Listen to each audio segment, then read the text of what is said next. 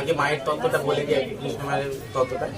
তো আমি একদিন আমার দাদুকে জিজ্ঞেস করি যে দাদু, মায়ের এই 4টে হাতের বর্ণনা কি, আর মাকে কেনই দিগম্বরী রূপ বলা হয়? বলছে মায়ের যে হাতে খড়গ, মা কেন খড়গ ধরেছেন?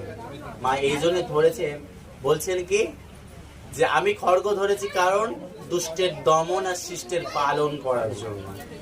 এই জন্য আমি খড়গ, যদি কেউ দুষ্টু কাজ করে তাকে খড়গের আঘাতে আমি যেমন এক হাতে লক্ষ্মীর ঝাঁপি ধরতে পারি, আমি আরেক হাতে কিন্তু আমি খড়গ ধরতে পারি।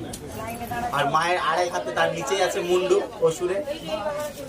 তো মা বলছে অসুর দুষ্টু কাজ করেছিল বলে আমি তার মুন্ডু হাতে ধরতে পিছু পা হইনি।